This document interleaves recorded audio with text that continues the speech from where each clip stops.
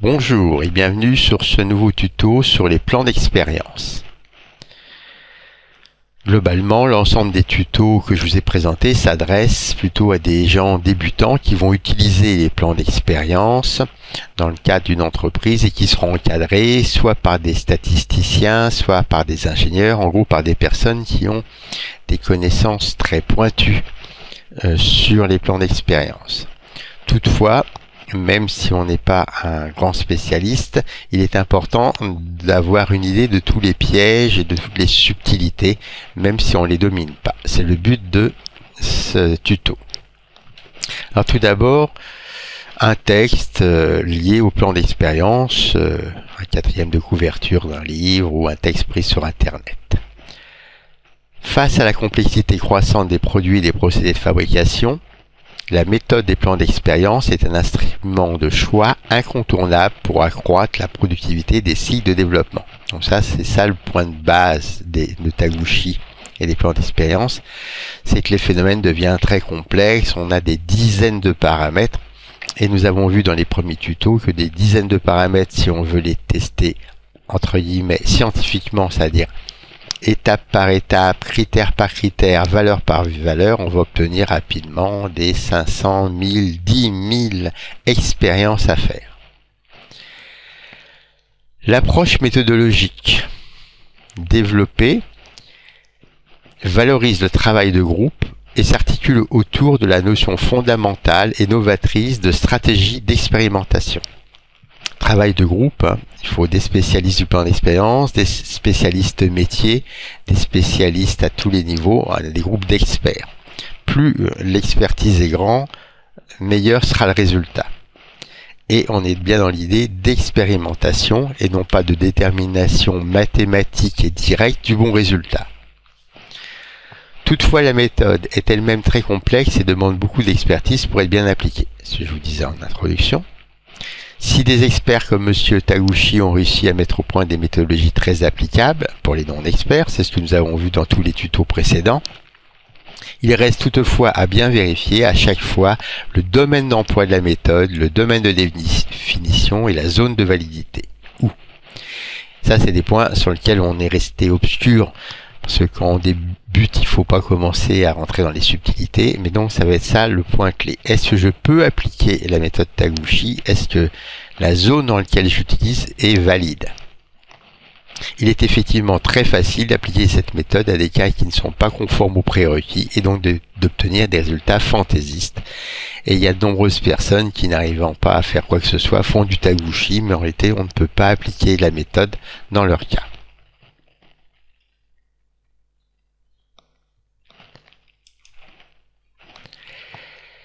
Donc les différents pièges que nous allons voir, on va revenir sur ce qu'est un modèle affine, c'est-à-dire linéaire. On va voir un petit peu le choix des réponses. Est-ce qu'on prend des réponses analogiques ou discrètes? Quel est l'avantage, l'inconvénient, le piège, le nombre de niveaux?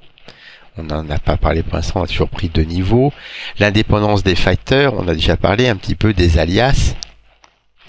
On va revenir dessus. Et puis comment est-ce qu'on peut affiner un plan séquentiel quand on veut avancer? Premier point important, donc qu'est-ce que c'est que des plans affines, puisque globalement, le modèle qu'on a utilisé, c'est ce qu'on appelle le modèle affine, avec interaction. Donc affine, ça vient du mot affinité, droite affine, que tout le monde connaît sous forme de y égale à x plus b, voilà, que tout le monde a dû étudier à l'école. Alors ça donne quoi ça? Ça donne, nous, ce qu'on a vu dans nos plans d'expérience. On avait un niveau de réponse, un niveau 1, un niveau 2, et entre les deux, on dessinait une petite droite. Puisque c'est une droite affine, en réalité, ce petit bout de droite, c'est une droite continue. Donc déjà, on voit bien que sur l'ensemble, mathématiquement, le modèle est affine, c'est-à-dire qu'il va considérer toutes les solutions qui sont le long de cette droite, alors qu'en réalité, nous, on n'a donné que 2 points de la droite. D'où déjà, première étape, de bien choisir les niveaux qui vont nous permettre de définir cette droite. Mais ce bout de droite, est-ce qu'il fait réellement partie d'une fonction affine? Par exemple, dans le domaine de la mécanique et de l'électricité, il y a beaucoup de fonctions de type exponentiel, comme celle qui vient de se dessiner. Dans ces cas-là, réduire cette fonction exponentielle au petit bout de droite noir qu'on voit là, c'est commettre une grande erreur, en tout cas, surtout pour le reste de la courbe. Donc là, point très important, les deux points qu'on va utiliser, il faut vérifier si on est bien dans un domaine d'application. Si en réalité la plupart des cas que nous allons étudier seront ici, on voit bien que la pertinence est faible. Autre possibilité, toujours sur ce petit bout de droite, puisqu'on a pris un modèle affine, en réalité le modèle est de ce type-là. Bon bah là encore, on voit un petit peu le type d'erreur qu'on commet à certains endroits, et surtout, si on est en dehors du domaine de définition, les grosses erreurs qu'on risque de faire. Si la droite est dans l'autre sens, le problème est strictement le même, puisque dans tous les cas, en droite affine à deux niveaux, on aura un petit bout de droite et non pas la courbe complète. Donc bien vérifier si les niveaux qu'on a utilisés, niveau 1 et niveau 2, sont pertinents. Et on voit bien l'importance de l'expertise. Nouvel exemple. Une courbe de ce type-là. Alors là, on voit bien que on a pris une partie, on l'a modélisée, mais si la solution est ici, on est perdu. On trouvera souvent ce type de réponse dans les problèmes vibratoires, par exemple, qui sont pour la plupart non linéaires. Donc non affines. Linéaire, affine, c'est la même chose. Donc globalement, quand je mets ce petit bout de droite, parce que j'estime que c'est un modèle affine, il y a plein de pièges, notamment si la fonction, le modèle n'est de ce type-là, de celui-ci, de celui-ci. Le seul cas où ça marchera vraiment bien à 100%, c'est soit si je suis dans cette zone-là, et là on voit que les erreurs qu'on commet, il y en a, mais elles sont pas aussi énormes que si je sors du domaine, ou tout simplement si c'est réellement une droite affine, si c'est réellement linéaire, si le facteur intervient de façon proportionnelle dans la réponse.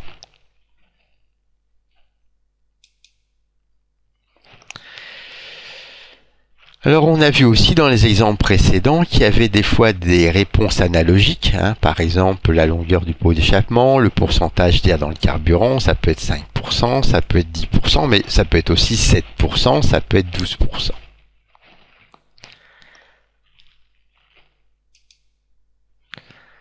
Dans ces cas-là, si la réponse est analogique, le modèle va nous permettre de questionner entre les deux points et en dehors des deux points. Le petit tableau que vous avez à la fin du tableur, qui s'appelle donc le calcul prévisionnel de la réponse ou l'estimation prévisionnelle, qu'il y a dans tous les logiciels de type Taguchi ou plan d'expérience, vous permet, si la réponse est analogique, de donner n'importe quelle valeur. Donc vous pouvez très bien, dans les exemples précédents, au lieu de saisir 5% ou 10% de carburant, saisir 7%. Sur la taille de l'hélice, on avait du 10 pouces ou du 11 pouces, vous pouvez essayer 12 pouces ou 9 pouces et demi ou 10 pouces et demi. Donc on voit que dans les réponses analogiques, si la fonction est réellement linéaire et affine, il y a un intérêt puisque on va pouvoir l'interroger partout. Si elle est discrète, c'est-à-dire tout ou rien. Dans ces cas-là, les deux seuls points qui sont vrais, c'est le point de départ et le point d'arrivée. Si par exemple je mets de la lubrification ou je n'en mets pas, voilà, c'est du tout ou rien. Dans ces cas-là, vouloir rentrer des valeurs intermédiaires est tendancieux, voire complètement aberrant. Pareil, des fois sur certaines couleurs, on a le choix entre trois couleurs, rouge, vert, bleu. Vouloir mettre des couleurs intermédiaires, c'est déjà sortir du modèle. Donc, quand on a des réponses discrètes, il faut bien voir que l'idée, c'est qu'on ne veut pas pouvoir interroger entre les niveaux. Par exemple, les bougies. Bougie chaude, bougie froide. Voilà, dans ces cas-là, je ne veux pas interroger entre les niveaux. Autre possibilité, l'hélice. L'hélice, on a dit tout à l'heure, 10 pouces ou 11 pouces. Mais personnellement, je ne veux pas pouvoir interroger entre niveaux. C'est trop différent. Je sais que premièrement, les valeurs intermédiaires entre 9 et 10 pouces n'existent pas. Et deuxièmement, les autres hélices, c'est différent, c'est pas la même marque. Dans ces cas-là, au lieu de rentrer le diamètre de l'hélice en analogique et pouvoir rentrer n'importe quelle valeur, je peux le rentrer en discret. Et dans ce cas-là, c'est du texte. J'écris tout simplement, par exemple, D10 et D11. Voilà donc pour faire le point sur ces choix. Donc de préférence analogique dès qu'on est sûr que le phénomène est linéaire, parce que ça nous permet d'interroger entre les deux niveaux ou en dehors des niveaux. Et dans tous les autres cas, sinon on prend des valeurs discrètes.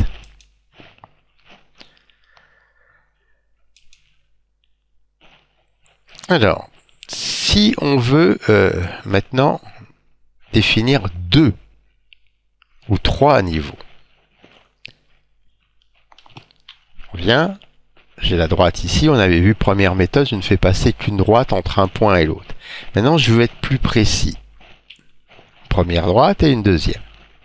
Qu'est-ce que ça change? Tout simplement, il me faut un niveau de départ, le niveau 1, un niveau intermédiaire, le niveau 2, et un niveau d'arrivée, le niveau 3.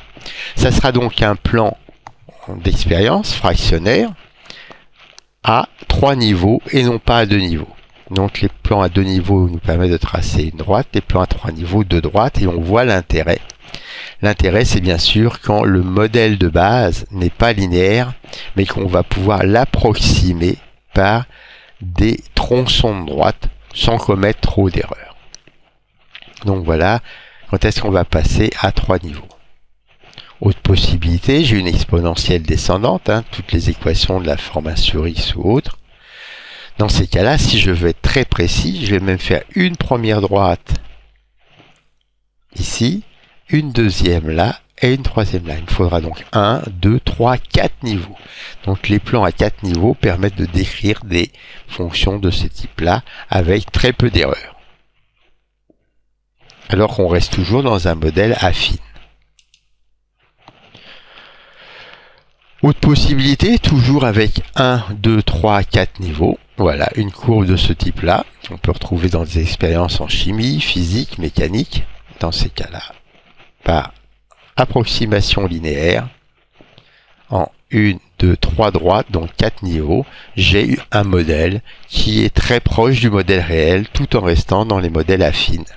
Il faut savoir que globalement, dès qu'on va sortir des modèles affines et qu'on va vouloir prendre des modèles plus compliqués, tout devient beaucoup plus compliqué. Il faut être réellement spécialiste. Voilà, donc nous avons vu un petit peu les problèmes liés au nombre de niveaux, à la validité, au fait que c'est un modèle affine, qu'on appelle donc le modèle général. C'est un modèle linéaire général, les régressions sont linéaires, modèle affine, voilà, tout ça c'est des mots qui veulent dire strictement la même chose. Maintenant on va revenir en détail sur la notion de confusion et d'alias.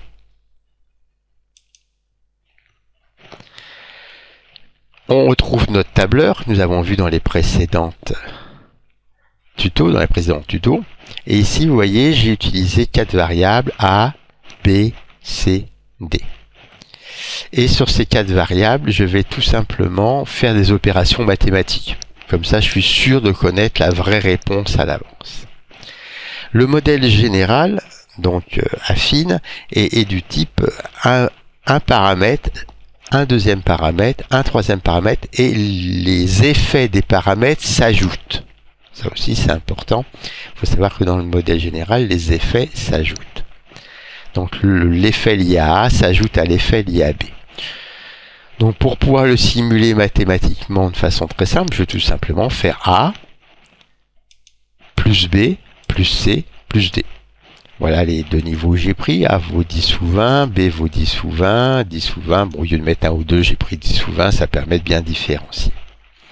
Alors, qu'est-ce qu'on va faire dans de cette partie du tuto? Ici, on voit bien, on a utilisé la colonne 1, la colonne 2, la colonne 4 et la colonne 7. On a donc utilisé ici ces 4 paramètres qui sont en noir.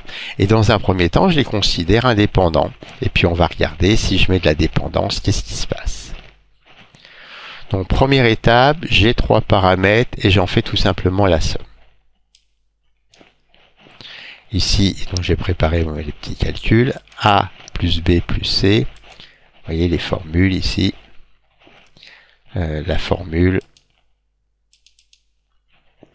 Je vais bien faire A plus B plus C plus D.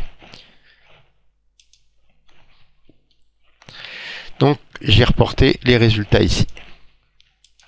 Ces résultats correspondent donc à la somme. On voit bien 10 plus 10 plus 10 plus 10, ça fait bien 40. Et la dernière, 20 plus 20 plus 20 plus 20, ça fait bien 80. La moyenne, c'est 60. Le système analyse mes 4 variables. Il les trouve de même importance. Avec à chaque fois, la plus petite, c'est niveau 1, la plus grande, c'est niveau 2. Vous voyez, tout est logique. Là, l'avantage, c'est que, comme on sait que la réponse qu'on attend, c'est la somme des 4, pas d'interaction. Nous n'en avons déclaré aucune. Et ici, à la fin, si on remet 20, 20, 20, j'obtiens bien comme résultat 80. Donc, tout le calcul est bon, il n'y a pas d'erreur. Le réel, c'est 80, on l'a vu là-haut. Si je peux le calculer, 20 plus 20 plus 20, ça fait bien 80. Et la réponse par le modèle d'expérience, c'est 80, donc il n'y a pas d'erreur. Donc, j'ai 4 paramètres qui sont indépendants, qui s'ajoutent. Le modèle répond bien. Maintenant, on va commencer à mettre de l'interaction. Pour mettre de l'interaction, je vais, au lieu d'additionner A et B, je vais les combiner. Pour les combiner, ça veut donc dire qu'ici, l'opération que je vais faire, la plus simple pour combiner 2 paramètres, c'est de les multiplier. A multiplié par B, plus C, plus D. Donc on voit bien, je crée de l'interaction entre A et B. L'interaction la plus simple, c'est multiplier le produit. Dans ces cas-là, évidemment, je ne vais pas obtenir les mêmes résultats.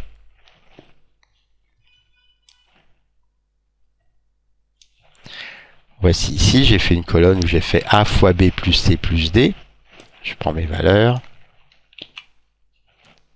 Je les colle ici.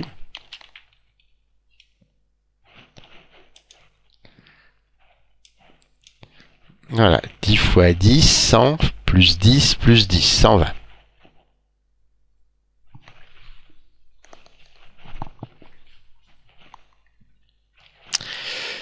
Dans les graphes d'interaction, on trouve que A et B ont plus d'importance que les autres, ce qui paraît pas illogique puisque nous on sait que mathématiquement on a fait un produit au lieu d'une somme. Comme je n'ai pas déclaré d'interaction, les graphes d'interaction sont vides. Et donc quand je retourne à la fin, le calcul me donne 20, 20, 20, il me donne 415. La réponse attendue est 415. Alors que nous, on sait que 20 fois 20 plus 20 plus 20, ça fait 440.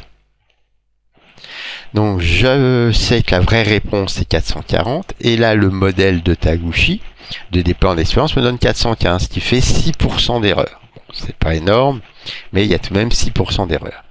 C'est embêtant de savoir que sur un modèle mathématique aussi simple, on fasse 6% d'erreur. On pense bien qu'est-ce qui va se passer lorsqu'on va faire des vraies expériences avec des résultats qui seront entachés d'autres bruits, ce qu'on appelle les bruits, tout ce qui fait que les expériences se passent plus ou moins bien. Alors, comment on fait? Tout simplement, en réalité, il y a une interrelation AB. Donc, s'il y a une interrelation AB, il faut la déclarer. Vous vous souvenez, pour déclarer une interaction, au croisement de la colonne A et B, je mets un petit O.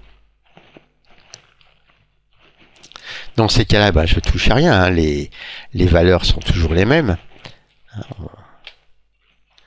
A fois B plus C plus D. Le graphe ici principal n'a pas changé.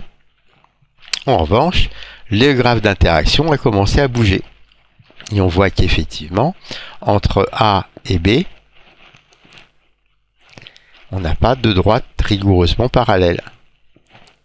Donc, puisqu'on n'a pas de droite rigoureusement parallèle, il y a une interaction.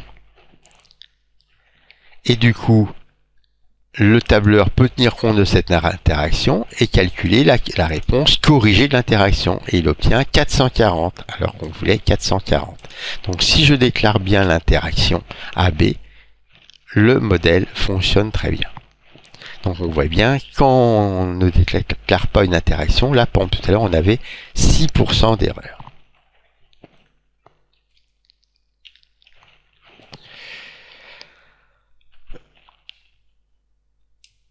Je vais maintenant considérer A fois B fois C, c'est-à-dire une interaction à tous les niveaux.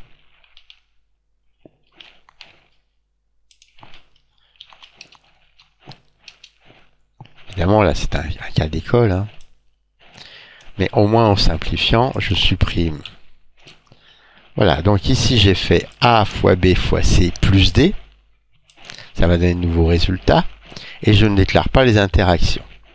Donc, on a les trois paramètres qui sont importants, le quatrième qui l'est moins.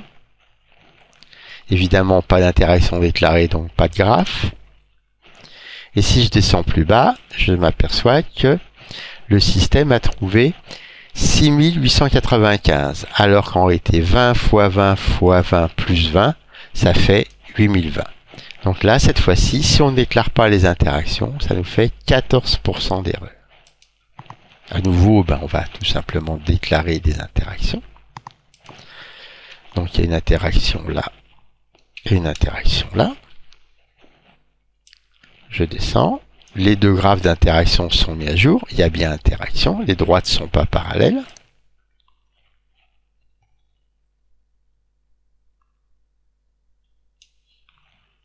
Et voilà le nouveau calcul. Donc on n'arrive pas à 0% d'erreur, hein.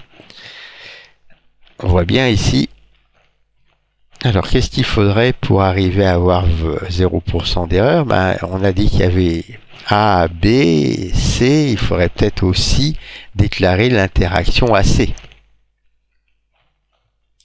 Mais en tout cas, on a moins d'erreurs que tout à l'heure. On trouvait 6895. Maintenant, on trouve 7645 par rapport à 8000.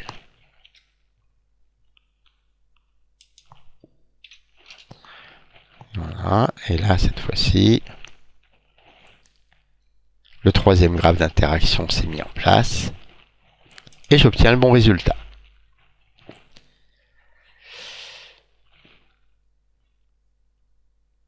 Voilà. Donc on voit bien que si je rends ce que veulent dire les interactions, hein, les interactions veulent dire que les éléments, au lieu de s'ajouter simplement, ont une interaction, par exemple du type là, se multiplient entre eux.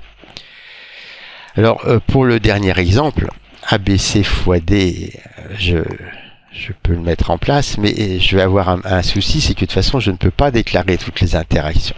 Je peux déclarer l'interaction entre A et B, entre A et C, mais si je déclare l'interaction entre B et C, je ne peux plus déclarer l'interrelation entre A et D. Donc, il y a des limites. Voilà. Ici, vous voyez, si je mets O aussi, dans ce cas-là, il met impossible. Voilà. Donc là, j'ai bien déclaré les interactions entre A et B, entre A et C, et entre A et D, ce qui correspond donc au troisième schéma qui est là.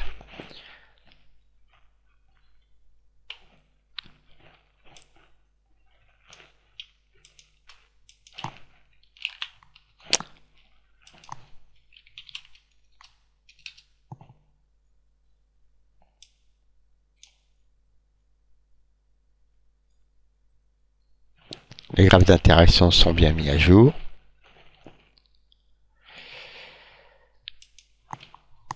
On devrait trouver 160 000 et on trouve 160 000. Donc on voit que là, le système Taguchi s'est bien débrouillé. Donc globalement, quand on déclare les interactions, on verra des fois il y a des petites erreurs, mais très légères. Quand on ne déclare pas les interactions, on a des erreurs qui sont de l'ordre d'au moins 10%. Et là, donc, pour finir, on va voir comment j'ai obtenu le 21% qui est ici. Tout simplement, dans le cadre de A fois B fois C fois D, je vais supprimer toutes les interactions. Voilà, je déclare aucune interaction. Qu'est-ce qui se passe dans ces cas-là? Si je déclare aucune interaction, le système de plan d'expérience prédit comme réponse pour 20 fois 20 fois 20 fois 20, donc on sait bien que ça fait 160 000, il trouve 126 000. Donc là, 21% d'erreur. Donc voilà, si tout ce qu'on déclare est vrai, on a 0% d'erreur, en tout cas d'erreur liée au calcul. Si on oublie une interaction, on a rapidement 5, 10, 15%. Et si on oublie plusieurs interactions, on monte de 15 à 20, voire des fois 30. Ça doit dépendre un petit peu des cas. Voilà, donc on voit bien l'intérêt. Alors pour finir, qu'est-ce qu'on va faire? On va revenir tout simplement dans le cas numéro 1.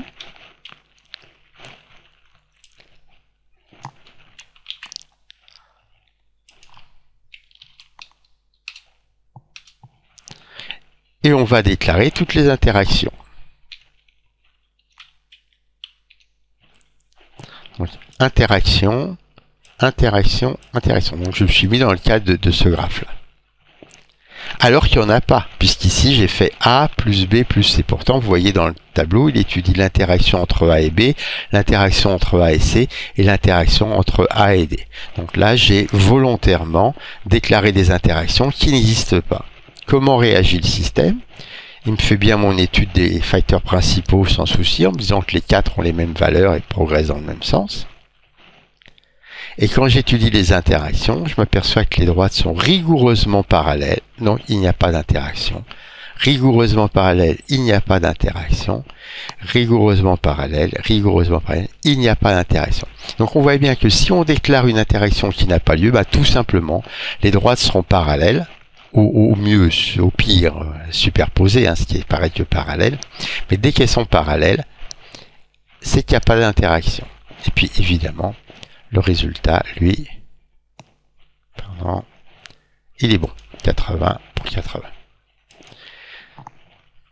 Donc, oublier une interaction, c'est grave. Ça donne des erreurs, on va dire, de 5, 10, 15, 20%, voire plus.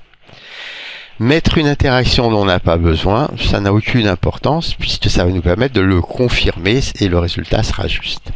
Donc, dernière étape, on va voir les stratégies qu'il faut mettre en place si on ne veut pas faire non plus trop d'expérience pour rien. Parce que là, en déclarant 4 paramètres et les 3 interactions, on a utilisé les 7 colonnes alors qu'au final, on a validé que 4 paramètres. Donc on a tout de même, entre guillemets, perdu 3 colonnes pour rien, 3 facteurs, 3 paramètres. Alors la stratégie globale, comment on va faire? Bon, on pourrait se dire, super, avec j'ai 7 paramètres, j'étudie les 7 paramètres. Sauf qu'on vient de voir que ces 7 paramètres devaient être linéaires. S'ils ne sont pas, mes réponses seront fausses. Ces 7 paramètres devaient être indépendants. S'ils ne le sont pas, mes réponses seront fausses. Donc c'est peut-être pas la bonne technique de tester 7 paramètres. La meilleure des techniques va souvent consister à commencer par un des deux graphes du bas, par exemple celui-ci. Je vais tester 4 paramètres. Le paramètre 1, le facteur 1, le facteur 2 et le facteur 4. Et je vais vérifier les interactions. Et je vais prendre en dernier paramètre un où, à mon avis, ça n'a aucun rapport. Par exemple, je suis en train d'étudier une recette pour les crêpes. Et à mon avis, la pression atmosphérique n'a pas d'importance. Donc en 7, je vais mettre la pression atmosphérique. Donc en 7, je vais prendre un paramètre qui me semble négligeable. Et ici, je vais mettre des paramètres qui me semblent importants, la farine, les œufs et la température de l'eau, par exemple. Et je vais voir si c'est en interrelation ou pas. Suite à ce premier essai, premièrement, je vais vérifier si effectivement la pression atmosphérique a de l'importance ou pas.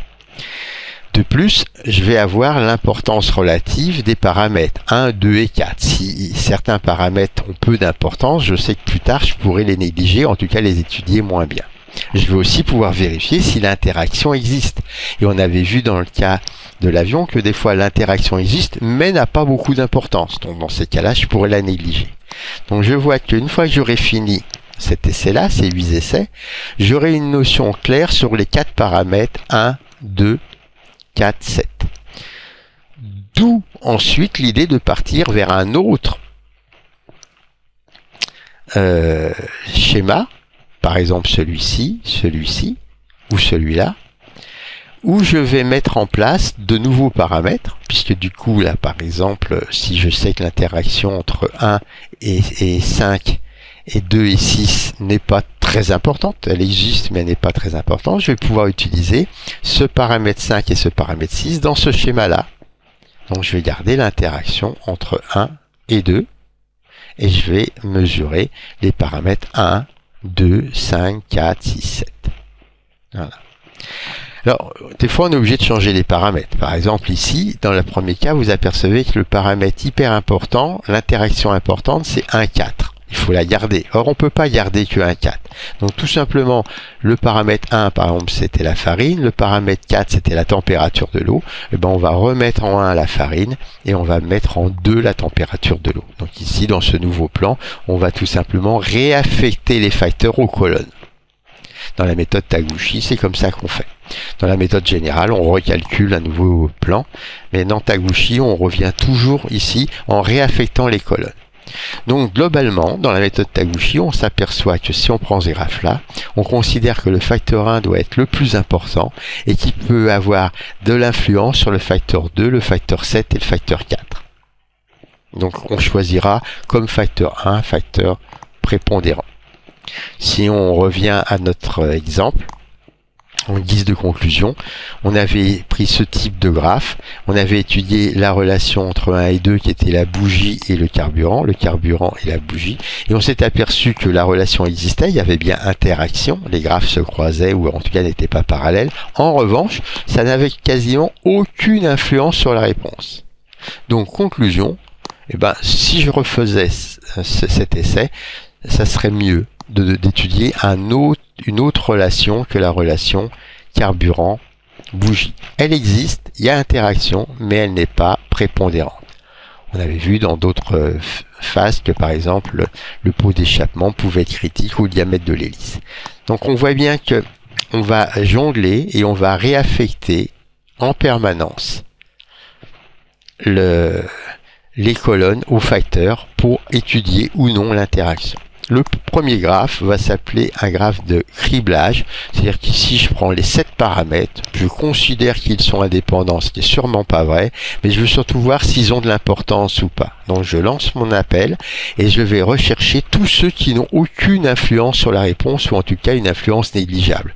Si le paramètre numéro 6 et 7 ont 3% d'influence sur la réponse, je sais déjà qu'ils sont négligeables. Donc quand on fait ce type de paramètres, on sait très bien que derrière, il faudra lancer ça ou ça, mais on va déjà mieux cerner les paramètres importants. Et notamment, on saura que le paramètre le plus important, vaut mieux le mettre en 1. Voilà, donc c'était un exposé un petit peu long sur tous les pièges, pas forcément facile. Voilà. En tout cas, c'est cet exposé qui conclut l'ensemble des tutoriels sur les plans d'expérience et plus particulièrement l'application du modèle linéaire général à 2 niveaux et avec une méthodologie de type Taguchi. Au revoir.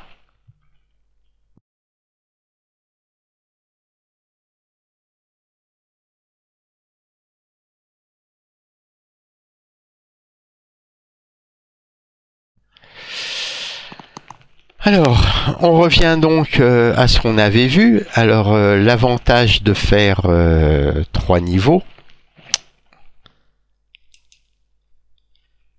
Voilà, un autre exemple. Hein. Ça, c'est des cas typiques. Hein. On est dans un état, après on est dans un autre, et après on est dans un autre. Voilà comment on va le modéliser. Si on veut faire la méthode Taguchi. Cas typique d'une vibration avec une résonance. Dans ces cas-là, si on veut mettre la méthode Taguchi en place, des plans d'expérience, ça va nous donner 6 niveaux.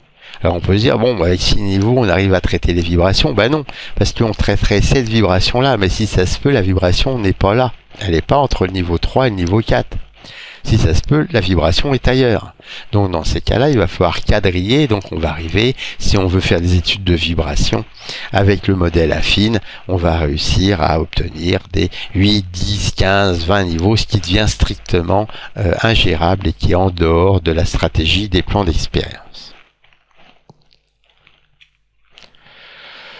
Autre petit exemple, par exemple, ici on se dit, voilà, on a ce genre de modélisation qui est connu.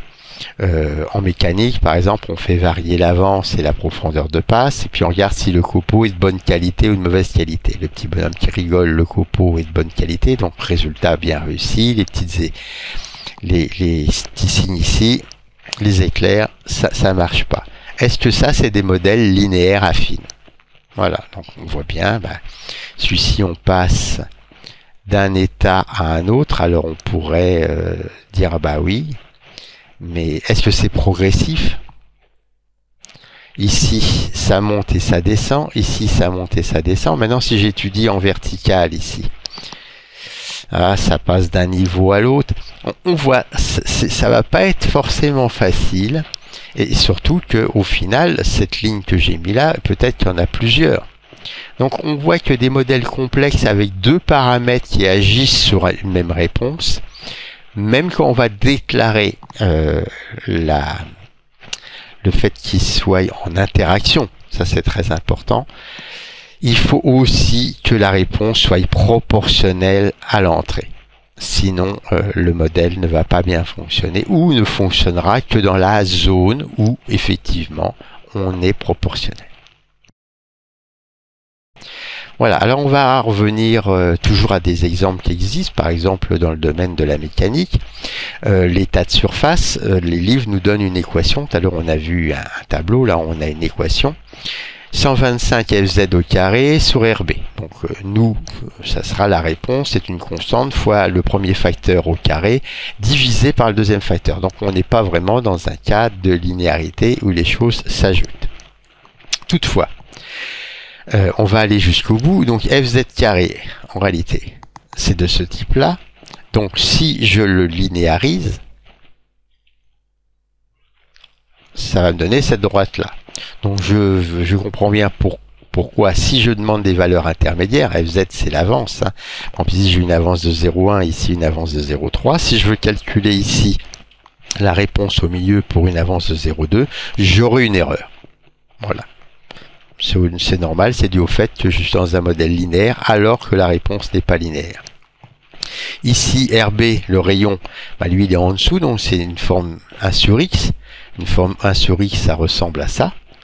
Donc là aussi, soit je vais utiliser plusieurs niveaux, comme on l'a vu précédemment, soit si je ne fais qu'un seul niveau, il faut bien se rendre compte que pour les valeurs intermédiaires, je vais commettre une erreur. Voilà. Bon. Malgré tout, pour nous faciliter la vie, on restera souvent, très souvent, dans des modèles linéaires. Le principal entre Fz et RB, c'est-à-dire entre le facteur 1 et le facteur 2, c'est de ne pas oublier de déclarer qu'il y a une interaction. Parce que là, si on oublie qu'il y a une interaction, là, le résultat sera très faux. Mais même en déclarant l'interaction, on voit qu'il y aura des erreurs dues au fait qu'on a modélisé de façon approximative.